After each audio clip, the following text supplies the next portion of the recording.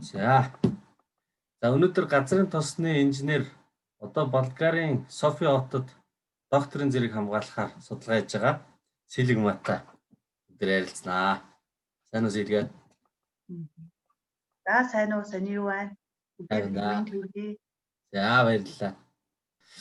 Байгалийн хийхээр манайхны хамгийн түрүүнд боддог юм нь аюултай юу гэж. Тэгээ байгалийн хэлэхэд аюултай юу? За бүх юмыг аюултай гэж харуул бүгдээрээ аюултай. За аюулгүй гэд харах юм бол тодорхой нөгөө шаардлагууд байж байгаа шүү дээ. Хийм хэмжээ, стандарт, тавигдах журам энэ төр байгаа тий. Тэрийгэ мөрдөж явчих юм бол байгалийн хий аюулгүй. Тий. За Монголын нөхцөл рүүгээ аваачаал баллооны жишээн дээр яриа л да тий. Тэнгүүд баллооныг бол хамгийн наазах нь нөгөө халуун зүйлээс 5 м зайтай байршуулах ёстой гэж нэгдүгээр даалт байж шээ тий. За хоёрдугаар талд нь юу байж гэнэ вэ гэхээр хэрэглэж дуусаад бол заавал хаана гэдэг тийм юм байж байгаа шүү. Хэрэглэж дуусаад бол хаана. Тэгээд хий хаагур хамгийн их алдагдаад байт юм гэхээр уян хоолой илэгдлэр байхгүй юу? Тэр ганц савчин цоороод юм уу? Ганц савны гагнуурын хэсгээд одоо цоороод юм уу? Тэр баллон чи эвдрээд байгаа тохиолдол бараг бүртгэгдэхгүй байгаа шүү дээ. Хаагур ихээр ерөөсөө л уян хоолой холболтой. Тэгэхээр энэ уян хоолой чинь бол нэгдүгээр анхаарах зүйл нь яг манай энэ холбож байгаа хэсгийн диаметр тохирж гинүү гэдгийг харах хэрэгтэй. Хоёрдугаар хоолой чинь өөрөө зориулалт нь байж байгаа. Энэ л LPG зориулттай. Энэ бол DME-ийн энэ бол юуны байгалийн хийн зориулттай байж байгаа. Тэгэнгүүт манай энгийн иргэд бол бүр усны хоолой аваач холбочдөг байхгүй юу? Өөрөө дурмыг тий. Усны хоолой холбочдөг. Тэгтэл энэ усны хоолой холбосноос гарч байгаа сөрөг нөлөөлөл нь л ерөөсөө тэр усны хоолой чинь 10 удаа нугараал цооролт үүслээ хий алдаглаа. Тэгэхээр яг байх ёстой стандарт, норм, журам өөрийн хариуцлагаа хүлээгээ явж байгаа бол энэ асуудал гарахгүй. Одоо ингэж хэлчихвэл болох одоо цахилгаан хийг ингэж ашиглахаар аюултай гэж бодод байдаг. Гэтэл цахилгаан тэгвэл ашигладаг. Цахилгаан ашиглаж байгаа цахилгааны шугам кабель нь ингэж ялцарсан, урагдсан байж болохгүй гэдгийг мэддэг. Очоод бариад авах юм бол тогон цохилж өгдөг тий. Тэгэхээр хий ашиглаж байгаа ямар бас л ялгаагүй зүгээр сурахад л асуудал байна. Тийм үү? Тийм. Хэрэглээнд нэвтрүүлэх байх юм байхгүй. Тийм. Хүмүүс ерөөхдөө юунаас айдын гэхээр мэдхгүй зүйлээсээ л айдаг байхгүй юу? Мэдхгүй зүйлээсээ. Тэгэхээр энийг бол төвшүүлэхийн тулд хамгийн түрүүнд иргэдэд зөв ойлголтыг өгөх. Давтамжтай өгөх хэрэгтэй л дээ. Нэг өгөөд орохгүй биш. Давтамжтай өгөх. За тэгвэл Монголд хий байна уу? За Монголд бол яг одоогийн байдлаар манай тамсгаас чинь тамсгийн одоо дор нутгийн тамсаг болон халахгүй сумын нутагт байршиж байгаа 19-21-р талбайгаас бол газрын тосондоо ууссан хий бол олборлогдож байгаа шүү дээ.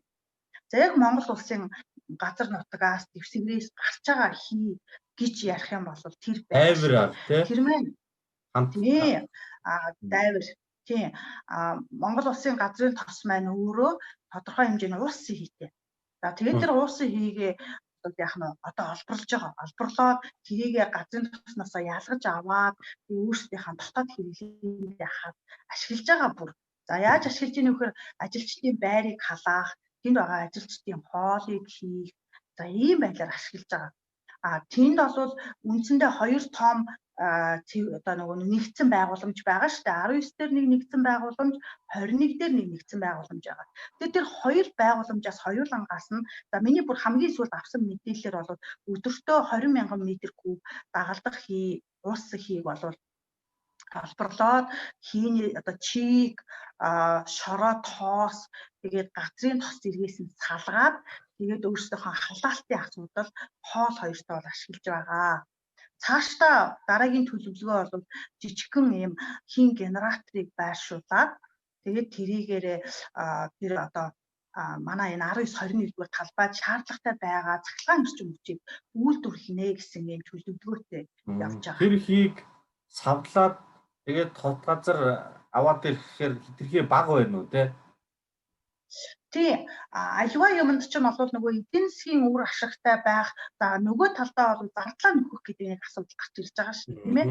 Тэгэхээр энэ зардал нөхөх хэмжээний нөөц байна уу гэвэл үгүй гэсэн хариулт болчиход байгаа байхгүй юу? Одоо бол ер нь ихэвчлэн энэ LPG пропан бутаныг Оросоос авчирч нөгөө бодлонтой юм уу тэгж хэрглэж байгаа тийм. Тэгж байгаа. Энэ За чинь нефт боловсруулах үйлдвэр ашиглалтанд орохоор бас нэлийн хэмжээний Монголын LPG-тэй болно гэж яриад байгаа. За яг энэ асуултанд бол би зүгээр шууд ингээд тодорхой тоо хэлээд их баг жилдээ хэдэн метр куб метр гэсэн мэдээлэл өгөх боломжгүй байна. Тэгвэл хэдэн тонн яагаад гэвэл за үйлдвэр маань мэдээч хэрэг түүхий эд дээрээ болон технологи дээрээ тулгуурлаад материалын баланс бол хийчдэг. Тэр материалын балансан дээр бол хоногтоо жилдээ сардаа хэдэн метр куб юм уу эсвэл хэдэн тонн пропан бутан ялгарах вэ гэдэг одоо хэмжээ маань гараад ингээ явцдаг. За үйлдвэр маань бол 2 сая тонн газрын тосыг жилдээ боловсруулах хүчин чадалтай гэж би ойлгосон. Тэр тэндээс гэхдээ ер нь бол манай тосны шин чанар дээр аваад үзэх юм бол тийм их хэмжээний пропан бутан гарах бол бас магадлал бага талдаа байх ёстой. Тэгээ би материалын балансыг хараагүй мөртлөө би нэг газраас олж харсан юм аа.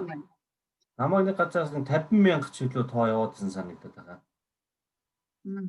Тэгээд би одоогийн хэрэглэж байгаа жилийн хэрэглээтэй бараг адилхан юм гарах юм байна да гэж харагдаад байгаа байхгүй. Тий, одоогийн хэрэглээ ерөнхийдөө нэг 42-3 мянган тонныг Монгол улсын хэмжээнд за бараг 98-9% Оросын албаны улсаас оруулж ирж хэрэглэж байгаа шүү дээ, тийм ээ. За тэгээ энийг ихэвчлэн ерөнхийдөө ахуйд болон автовэртэл хэрэглэж байгаа шүү дээ. За өөр хийг таанаас гаргаж болох уу сэлгээ? За өөр бол дараагийн хэтийн ирээдүйтэй зүйл юу байгаад байна уу гэхээр мэдээж хэрэг Монгол улс ерөөсөө юугаар баялаг юм бэ гэхээр нүүрсээр баялаг. За тэгвэл нүүрс чи өөрөө юу байгаад байдгийг ямар бүтэц юу юм гэхээр нүүрс маань өөрөө бас л нүүрс төрөгч ус төрөгчийн нэгдэл.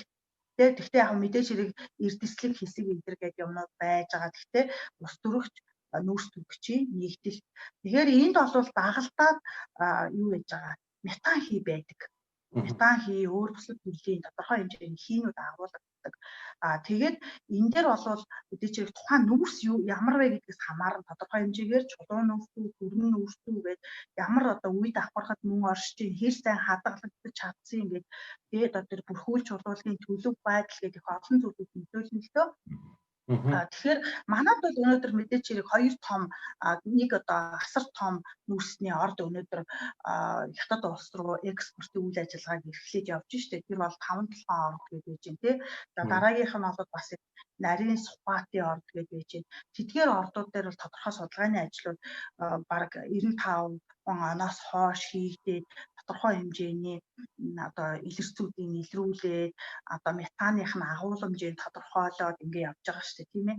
Хэтийн ирээдүйдээ ерөөсөө Монгол улс аюул том төвшөнд анхаарлаа хандуулж бүр хөрөнгө оруулалт хийж энэ дээр болоод бодлогын төвшөнд одоо ажиллах ёстой зүйл гэж би бүр боддог.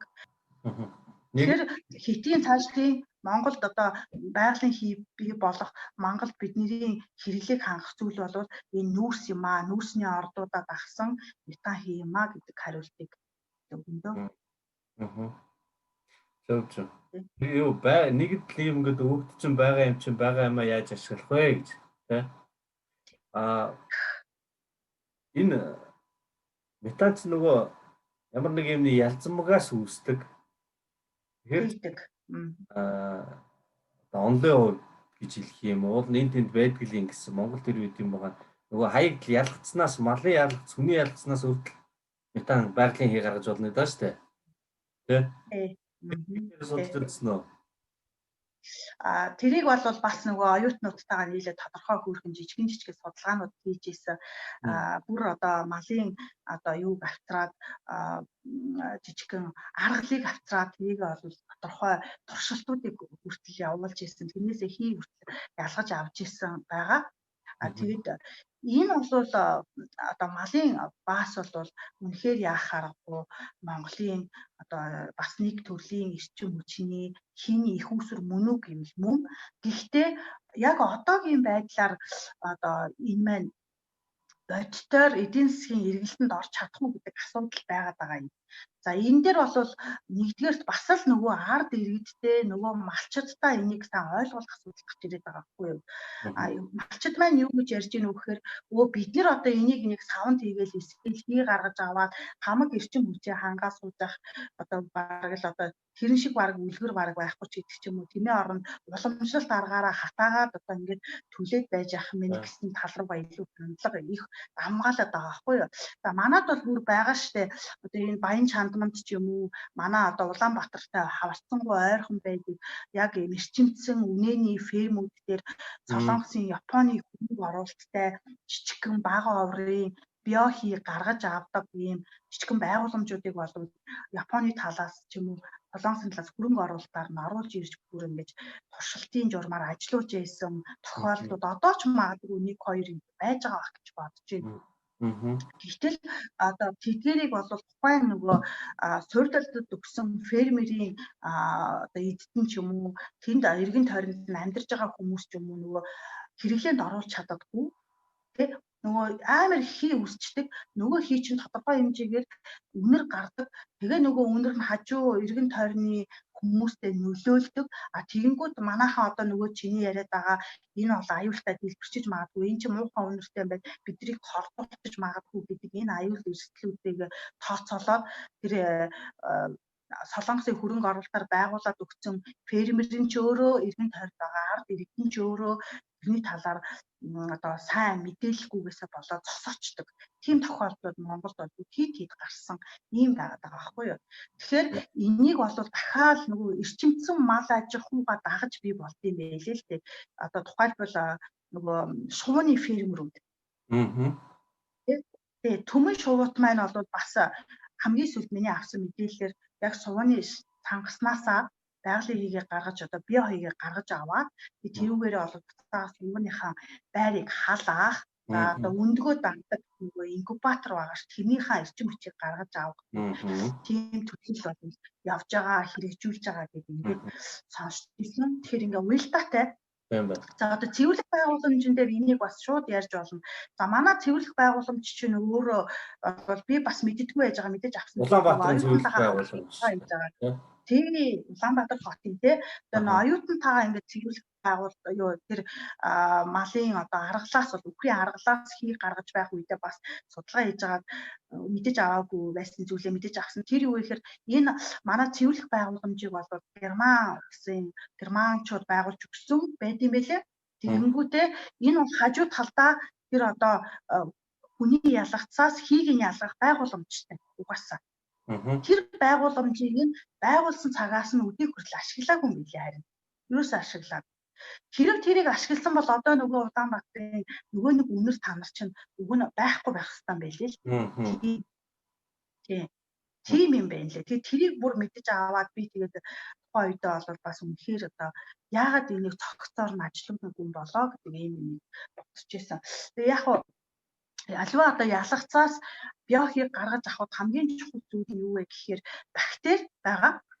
Бактери тэр бактери нь өөрөө эмзэг юм байлээ. Эмзэг ерөөхдөө олны 35-аас 60 градусын хооронд болвол ингээд амьдэрдэг. Тэгэнгүүт манайх шиг нөгөө эрс дээрс уурын салтай оронд энэ одоо нэмэх 35-аас нэмэх 60 градусыг тогтмол одоо хадгална гэдэг асуудал маань өөрөө бас өндөрлөлттэй байсан юм болов уу гэж бодсон. Даарсан гэсэн. За тэгээд метан яг уу энэ LPG-гээс гадна метаныг бас ингээд хотод Улаанбаатарт Оросоос Хятадаас энэ төр авчраад автобусын туршилтаар яваад байх шиг байна те. Иймэрхүү ингээд янз бүрийн хий ашиглаж лах юм байна л да. Одоо тэгэхээр өөрөө чинь хийж байгаа судалгаа болохоор хийн тээвэр гэж байгаа шүү дээ. Тэгэхээр тэр хийг нь ямар байдлаар Монголд тээж ирээд за ирээдүйд ингээд өөрсдөө үйлдвэрлэх юм бол яаж тээвэрлэхээр аль нь оновчтой гэж үзэж байгаа вэ?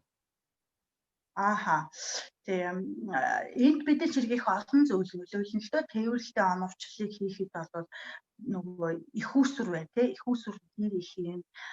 Жилдээ тухайн орд газараас эсвэл тухайн үйлдвэрээс хичнээн хэмжээний хий гарахын тээ. Дараа нь хэрэглэгчдийнх нь мэдээлэл хэрэгтэй тийм ээ. Хэрэглэгчид жилдээ бас хичнээн хэмжээний хийг авч хэрэглэхийн ямар зорилготой хэрэглэхийн, хэрэглэгч нь үйлдвэр байх юм уу, зүгээр айл өрх байх юм уу, тээвэр байх юм уу гэдэг ингээ олон төрлийн зүйлээс үнэхээр хамаарна. Гэхдээ нөгөө улс орны нөгөө нэг ашиг сонирхол гэж нэг юм байж байгаа тэр үүднээсээ аваад үзэх юм бол манайх ямар ч тохиолдолд одоо хийгээ төрөлөөр ашиглах гэж оролдож өгөх нь зүйтэй бөгөөд тээвэрлэлтийн хувьд бол одоо юу гэдгийг дэлхийн нийтийн цаашдын чиг хандлага болоод байгаа энэ шингэрүүлсэн хэлбэрээр тээвэрлэх. За яагаад энийг ингэж би шингэрүүлсэн хэлбэрээр тээвэрлэхийг илүү одоо чухалчилж үзэж энийг оновчтой хувилбар гэж санал болгох гээд байгаа вэ гэхээр за энэ бол одоо дэлхийн нийтэд анх ингээд гарахтаа энэ байгалийн хийг шингэрүүлээд тээвэрлэх энэ технологи өөрөө гарахтаа бол их үнэтэй байсан юм байна. Ойролцоогоор одоо 1 тонн LNG буюу шингэрүүлсэн байгалийн хийг гаргаж авахд тоон тутмын зардал нь одоо юу гэдгийг $600 ч юм уу нэмэр асар өндөр байсан юм байна. Одоо бол технологи боловсронгүй болохын хэрээр бол энэ одоо 2 дахин 3 дахин буурч байгаа юм байна. За ингээ бүр цаашдаа бол бүр одоо улам буурна гэсэн хандлагатай байгаа юм байна. Тэгээд өөрөөр хэлбэл энэний цаана юу гарч ирж байна вэ гэхээр хийг хоолоогоор тээвэрлснээс хийг шингэрүүлээд тээвэрлэх нь одоо нөгөө тээвэрлэлтийн өөрийн өртгөнд буураад байгаа гэсэн үг. Бүр хамгийн энгийнээр тайлбарлах буураад байгаа. Энэ нь бүр нэг зай хэмжээ бас их чухал энэ дээр. За дэлхийн нийтэд өнөөдөр бол томоохон ийм хийн тээвэрлэлтийн төслүүд хэрэгжихээсээ өмнө одоо аль хэлбэрээр тээвэрлэх вэ? Хоолой тавих уу, төмөр зам тавих уу, усан замаар LNG хэлбэрээр тээвэрлээ оруулаад ирэх үү гэдэг асуудлуудаа шийдэх гэж байна гэсэн үг. Тэнгүүд хамгийн түрүүнд харж үзэж байгаа зүйл нь зай. Тэгээ энэ зай бол одоогийн байдлаар 600 км-с доошоо байвал хоолой нөгөө хийн төлбөр нь хоолоогоор тээвэрлэх нь ашигтай гарчаад байгаа юм байна. За 600 км-с дээшээ байх юм бол ерөөсөө яах нь тухайн одоо хийг бол шингэрүүлээд тэгээд авто замаар, усан замаар, төмөр замаар тээвэрлэх нь ашигтай ингэж гарч байгаа юм билээ. Тэгэхээр би энийг яагаад Монголын хувьд санал болгох гээд байгаа вэ гэхээр манайх чинь тийм их хэмжээний хэрэглээтэй орн биш. Тэгээд нөгөө хоорондын хэрэглэгч ба хий байгаа их хөвсрүүдийн хоорондын зай болох 700 км-с их байх, 600-аас их байх нь бол их байгаа. Ихэнх нь тэрнээс их зайтай ингэж хоорондоо орших юм уу тиймэрхүү байгаа тийм. Тэгээд дараа нь бол яагаад энэ Европын орнууд дэлхийн нийтийн LNG-г сонгоод байгаа вэ гэхээр хараат байдлыг бууруулах. Сул улс орноос хараат байдлыг бууруулах. Тий. Одоо энэ дээр бол нөгөө Украины асуудлыг ярьж болно л доо. Украин өөрөө бол айгүй том жишээ энэ дээр болж байгаа. Европуудад маш том сургамж өгсөн. Тэр Европын холбооны орнууд Европ бол өөрсдөө яаж ийм вэ? Олон их үүсвэрээс хамаатай байхыг нэгдүгээр зорж байна. Хоёрдугаар дотоод нөөц бололцоо юу юм бэ гэдэгт их анхаарч байна. За гуравдугаарт бол яах нь ямар нэгэн улс орны одоо нутаг дэвсгэр дайруулалгүйгээр аливаа бараа бүтээгдэхүүнийг авах гэж ингэж зорж байна. Иймэрхүү хандлаганууд. Тэрний нөгөө хамгийн их оновчтой энийг боломжийг өгж байгаа зүйл нь өөрөө энэ хийг шингэрүүлж тэмүүлэх технологи. Би яг тэр хийн юуны аюулгүй байдал мэдлэн дээр асуух гэсэн. Ерөнхийдөө Болгар ч бас газ хангамж зөрчил хүчний аюулгүй байдал энэ төр гэж Европын болохоор их л ярьдаг байх л та. Оросуудаас баг олон юмнаас хамаарна гэж ярьдаг шүү дээ. Тэгээд одоо зөвхөн тэндээс ихэд гол авах ер нь яг энэ чиглэлийн мэрэгжлийн хүний хувьд харж яхад юу нь аюул гол авмаар юм бэ? Хийний үед. За тий Болгарт бол Болгарт манайтай төстэй юм байж байгаа. Тэр нь юу вэ гэхээр эднийх бол нийт байгалийн хий газрын тосныхоо бүтээгдэхүүний 95%-ийг мөн импортлдог. За бүр эннийхээ бол 80%-ийг зөвхөн Оросын холбооны улсаас. За ер нь төстэй юм байна те. Үстэй. За ингэнгүүт бол дахиад нөгөө эрчим хүчний хараат байдлын асуудал гараад ирж байгаа байхгүй юу. Тэнгүүд энэ орн өөрөө ямар орн юм бэ гэхээр за нэгдүгээрт бол газар нутгийн хувьд аваад үзвэл манайхаас бол бараг 12 дахин жижигхэн. 110 мянган километр квадраттай юм газар нутагтай. Манай одоо улсын бол төсөөлүүлэх юм бол Дорногой аймгийн нутаг дэвсгэртэй төстэй. За тэгээд нийт нутаг дэвсгэрийн бол 65% нь ой модоор бүрхэгдсэн. Тэгээд газар тариалан мөн аялал жуулчлалын орн. Гэхдээ эднийх бол одоо сүүлийн үед эрчимтэйгээр ямар одоо зүйлийг хийж ийн гэхээр хар далаагаас байгалийн их газрын тосыг олборлож байгаа. Тэгээд хар далаатайгаа ойрхон газар бол газрын тосны үйлдвэрээ байгуулад өгсөн. За дараагийн авч үзэж байгаа зүйл юу вэ гэхээр Оросоос хараат биш байхын тулд эднийх юу яаж байгаа Азербайджанаас авах тийм гэрээ байгуулсан байгаа. Азербайджанаас байгалийн авах. Тэгээд байгалийн хийгээ шингэрүүлсэн төдийгээр нь аваад тэгээд энэ гэрээг Болгар хоёрын хооронд нэг юм гэрээ байгуулагдсан.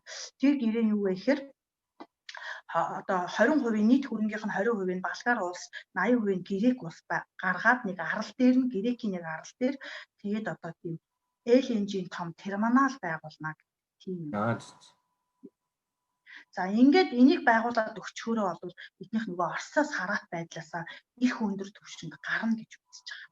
Тэгэхээр эдний дэс би бол одоо эднийх ингээд манайтай харьцуулах юм бол байгалийн баялаг байхгүй. Тэ ерөөсөө эднийх чинь нүүрсээ хүртэл одоо юу яадаг импортлдог ийм орн байгаа байхгүй юу, нүүрсээ хүртэл импортлдог. За эдний зүгээр нэг ийм жижигхэн юунууд хийлж өгье л да. Эднийд 1 литр АИ92 авто бензин яг одоогийн байдлаар бодвол 40000 төгрөг. 40000 төгрөг. За тэгээд дизель түүш бол одоо нэг 4500 төгрөг. Тэ. За тэгээд одоо захлаан эрчим хүчний үн бол манайхаас асар өндөр. За манай монголчууд одоо айгүйх гомдолдог шүү дээ. Одоо эрчим хүчний үн их өндөр байна гэл ингэдэгтэй тэг эрчим хүчний яам хуурдаж ийн ард түмнээ шууллаа гэд би тэгээд эсрэгээр нь одоо энд ирсэн хойно ойлгосон л да. Юу ойлгосон бэхээр манайх чинь нүүрстэй учраас харин ч их хямдхан эрчим хүч үйлдвэрлэдэг орн юм байна гэдгийг ойлгосон. Нэгдүгээр. Тэгээд дотоодын нүүрстэй орн тий. За хоёрдугаарт бол бас одоо маш их хэмжээний хөнгөлөлтүүдийг бол засгийн газраас бас ард түмэнд өгүүлж идэв юм байна гэдэг тэр юмыг бол ирсэн хойно ойлгосон. Яг л энд маш одоо үнэтэй. Зөвхөн бас нэг яг энэ эрчим хүчнээс хамаарат одоо дараагийн зүйл нь гарч ирж байгаа юм гэхээр би одоо автобусанд суугатаа бол 2200 төгрөг төлдөг нэг л удаа суув. Тэгэхээр эн чинь яагаад тийм үнэтэй вэ гэхээр чинь тэр нөгөө шатхуун үнэтэй юм чинь тий. Тий, тэрнээсээ үүдээд ингээд ерөөсөө энд бол Монголын нэг дундаж айл 300 за 4 амбултай би өөрийнхөө жишээн дээр 4 амбултай дундаж айл бол нэг 320 моройд мянган төгрөгөөр сарын одоо захилгаан, уус, халаалт бүр тэр байтугай одоо интернет энтрээ нийлүүлж байгаа төлчдөг шүү дээ тий. Гэтэл энд бол тэр мөнгөөр зөвхөн захилгааныг л тий ийм байж байгаа. Тэгтэл энэ орн ийм мөртлөө яаж одоо Оросоос хамаат байх уу гэж хичээж байгаа ахгүй. Тэр хичээлтийн нэг нь бол энэ Европын холбоонд илсэн байдал юм биш. Европын холбоонд илсэн. Тэгээд энэ хар далаагаасаа байгалийн хийгээ хайгаад олоод олборлож байгаа явдал. За мөн дүнчлэн дахиад өөр их үсүүдээр одоо тэр хийгээ оруулж ирэх гэж үзэж байгаа энэ байдлууд юм байл. Зүгээр энэ үзэж байгаа хүмүүс нэг ингээд залруулаад хэлцгээд яг хуу Оросоос хамаатай юм аавна гэдэг нь бол муу зүйл биш, сайн зүйл. Гэхдээ нэг газраас ийм эмзэг хамаарч болдгоо гэдэг. Тийм болохоор л ингээд олыг бодож та тийм үү? Тий. Одоо яг энэ дэр бол яг харахгүй тайлбар өгөх хэрэгтэй. Оросоос аваад байгаа нь муу юм байна гэдээ ойлгочвол тэр үнэхээр өрөөсгөл болно. За Оросд дотоод нь ямар нэгэн хямрал гарлаа гэж бодъё л доо. Тэгээд тэр хямралаас үүдээд хийн тасгалдалт явагдах үед хийн тасгалдалт явагдах үед дахиад нэг өөр их үүсвэрээр л тэр улс орон хангагдаж байх ёстой. Ерөөсөө эрчим хүчний салбарын өөрийн зорилго юу вэ гэхээр хэрэглэгчдийг тасралтгүйгээр найдвартайгаар эрчим хүчээр хангах гэдэг л гол зорилго байдаг. Бас тэр улс төрийн зорилготой хувьд хэд хүрэх гэж хамааралтай байгаа. болчихно гэдэг гэсэн. Тэ? Тий, улс төрийн хувьд бас хамааралтай болох аюул эрсдэл бас байж байгаа. Тэгэхээр энд ирсэн хойно миний ойлгосон зүйл бол манайх бол бүр балгаас хэд дахин их боломжтой орн юм байна. Тэ? Ерөөсөө ингээд нутаг дэвсгэрийнх нь 60-70%-аас нүүс нь олдож идэг. Одоо бүр тэр хоёр ордоос одоо эдийн засгийн үр ашигтай байж болох илэрцүүд ингээд CBM буюу нүүрсний давхаргын химиканы илэрч бол илэрсэн. Тэрийг ингээд төрийн бодлогоор дэмжиж одоо гадаадын хөрөнгө оруулагчдыг зөв бодлогоор татаад ингээд оруулаад ирэх юм бол тэн дээр бол хэтийн ирээдүйдээ тийм юмнууд байж байгаа. Тэгээ цаашдаа бас илрээгүй ордуудч байгаа гэдэг ингээд үзэхэд бид нар үнэхээр дотоод нөөц болцоогоо ухах хэрэгтэй байна гэдэг юм л нийт тэргүүн маш их бодогдож байгаа. Тэгээд энэ манай нөгөө замын үд төр шилжүүлэн ачих байгууламж байдаг шүү дээ. Тэр бол одоо бас яхааргүй монголчууд Оросууд ямар нэгэн байдлаар одоо байгаль газрын тосоо тодорхой газрын тосны бүтээгдэхүүнээ тодорхой хэмжээгээр бол нийлүүлэх болох үед бас тэр маань ингэж их чухал объект юм байна шүү гэдгийг илүү их ойлгосон л та энэ ирсэн байна. Тийм. Нөөц боломж ашиглаж чадах юм бол их байна гэж. За. Харин нэг өөр юм асууя. Тэгэхээр Ванга эмээ санаанд ордог. Ванга эмээтэй холбоотой юм үзвөө. Болгар тэр нь юу вэ? Амьдрал ямар байна? Гэр бүлтэйгээ. Тий. За энд бол гэр бүлтэйгээ амьдарч байгаа. Тэгээд одоо бараг 2 жил болох гэж байна. За байх хугацаанд сая одоо нөгөө цар тахал гарахаас өмнө бол хит хитэн газруудаар нь сайхан аялаад амжсан. За одоо эдний дээр манад одоо харьцуулахад бол мэдээч жижигхэн учраас жижигхэн оронд чинь дэд бүтцийг төлөвлөх асуудал биш вэ шүү дээ. Эднийх бол ингээд ордны замаар холбогдсон. Тэгээд нөгөө түрүүн Европын холбоонд гишүүн орн гэж хэлсэн. Тэгэхээр Европын холбоо бол ингээд дүндээ их эдний дээр бол дэмжлэгүүд өгдөг. Дэмжлэгээр одоо жишээлээд ярихад бол яг өөрийнхөө мэрэгчлэлтэй холбоод ярихад эднийх юм 11 ширхэг дулааны цахилгааны станцтай байсан. Тэр нь бол бүгд нүүрсээр байсныг бол 8-ыг нь одоогийн байдлаар хийрүү шилжүүлээд өгсөн. Европын холбооны хөрөнгө оруулалтаар. За дараагийнх нь хийж байгаа юм болохоор энэ хурдны замууд Европын холбооны одоо хөрөнгө оруулалтаар бол Болгар улс маань бол маш олон том одоо Европ твтэй хамааралтай хурдны замын сүлжээтэй. Тэгэхээр энэ яаж ийм гэхээр дурын цэгт хүн өглөө гараад үзээд буцаад орой ирээд гэртээ ирэх боломжтой аялал жуулчлал дотоодын гадаадын аялал жуулчлалыг маш сайхан төвшин дэмжиж өгч байгаа байхгүй. Тийм учраас бол бид нэр гэр бүлэрээ одоо саяны энэ дурдсан нөгөө Ванга эмээгийн нутаг болох Петрич гэдэг хотод бол очисон байгаа. Тэнд бас нэг энэ Болгар хүмүүс одоо Европ хүмүүс ч гэсэн тийм юм болов. Энд бол ерөөсөө тэр нохоог юм муурыг цохих нүдэх хөөх гэсэн ойлголт байхгүй. Тэгээд одоо бүр тэднэрт зориулаад нэг цэцэрлэг энэ төр барьчихдаг. Тийм учраас бол яг тэр Ванга эмээгийн одоо иргэн тойронд бол маш их хэмжээний одоо маш муурнууд ингэ байт юм билээ. За мэдээч хэрэг энэ чинь хар далаад ирсэн хүн чинь хар далаа үзэхгүй гэж болохгүй учраас хар далайн үндсэн хоёр том юм аялал жуулчлалын төв байдаг. Нэг нь Варна, нөгөөх нь Бургас. Тэгэхээр Бургасыг үзэх хэрэгтэй гэдэг зөвлөгөөний одоо авсны үндсэн дээр бол бид нар Бургасыг үзсэн байгаа. Пловдив гэж хот байгаа. За Пловдив хоттой яагаад хүн үзэх ёстой хотын нэг юм бэ гэхээр тэнд бол нөгөө антик театр байна шүү дээ. Яг одоо дуурьт зориулсан, балетд зориулсан антик театртай, мөн одоо спортод хийсэн антик театртай. Их олон зуун жилийн туршид одоо эртний Грек, эртний Ромын одоо юу байсан юм бэ? Дархлал байсан юм билээ. Тэгээд зарим үедээ бол одоо Александр хааны үед гэхэд тэр Александр хааны нутаг дэвсгэр гэж явж исэн ч юм уу юм байт юм бил. Монголын эзэнт гүрэнд орж ирсэн үү? За Монголын эзэнт гүрэнд бол бас энэ Болгар улс үүсгэд нөлөөлсөн юм бил. Түүхийг нь бас уншиж судалж үзсэн. Тэгэхээр бол яг энэ дээр бол түүхэн дээр юу гэж гарч ийн үү гэхээр одоо хүннүү гэдэг ийм зэрлэгүүд хурж ирээд байн тасралтгүй одоо дайраад байсантай холбоотойгоор нэгдэн нийлж улс болж хөгжсөн гэсэн юм. Тийм. Нэг шалтгаан болж гисэн биз дээ. Шалтгаан болж өгсөн. Энд бол одоо ингэж бүр үндсэн гарлаараа ярих юм бол хөвчлэн славян гаралтай хүмүүс ингэж амьдарч исэн юм байл л дээ. Тэгээд тэр славян гаралтай хүмүүс рүү бол нийлж одоо славянчууд бол хамгаалалт хүссэн юм байлээ. Тэгээд тэр хамгааллаа болоод одоо энэ одоо юу тэр үеийн персүүд байна тий.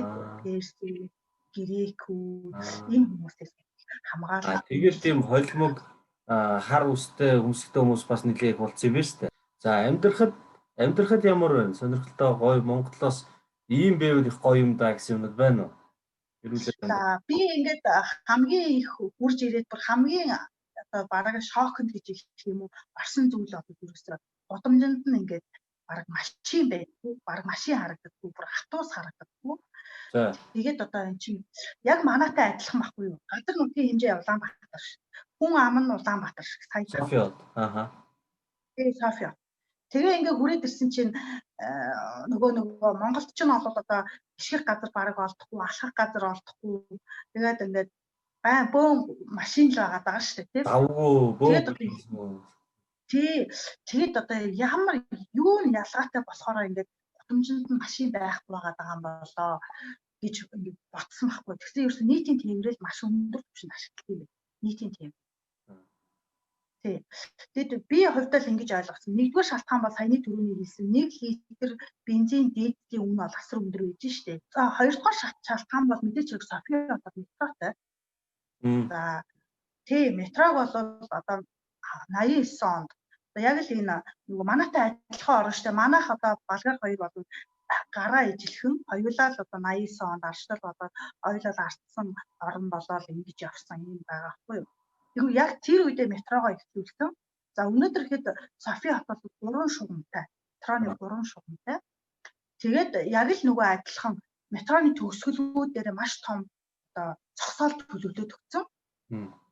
Нэг тийм одоо хөв хүний машина тавих, уугаа тавих энэ том зогсоолуудаар төлөвлөд өгсөн. Тэгэл хүмүүс бол яаж ийм гэхээр тэгээд нөгөө юунууд байж байгаа одоо машинтай орохгүй бүсүүд гэж байгаа. Төвдөв. Машингүй гудамж, машингүй бүс гэдэг юм байж байгаа. Тийм бүсүүдийг ингээд төвдөө гаргаад өгсөн.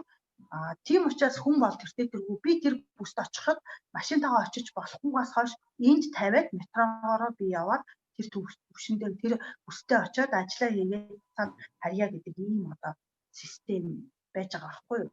Тэгээд дараагийн бас нэг сонин гайхсан зүйл бол автобус нь маш удаа явдаг. Маш удаа. Яг нэг хийнэлээр тэгээд буудлаас буудлын хооронд бол маш удаа явдаг. Тэгэхээр тэр нь бол юу юм бэ гэхээр эхэндээ бол би ингээл нөгөө Монголоос дөнгөж ирсэн монголчин бид нар байнгын нэг яаралтай байдаг шүү дээ. Яг юу хийх гээд байгаа юм, ямар учраас мэдэхгүй ингээ яарад ээж идэг шүү дээ. Тэгээ яг тэр шигээ ингээд автобусанд орчоо яагаад энэ автобус юм удаа яваад байна гэд ингээд боддог байсан байхгүй юу. Сүүлд нь бол ерөөсөө тэр чинь нийтийн тээвэр шүү дээ. Хүнд үйлчилж байгаа. Дотор нь хүн байгаа шүү. Тэгээ тэр хүний чинь ийш нь ч унгаагаал тийш нь чиг цохоол энд хооронд нь мөргөлдүүлээл тэгэх тийм юу байхгүй шүү дээ, тийм.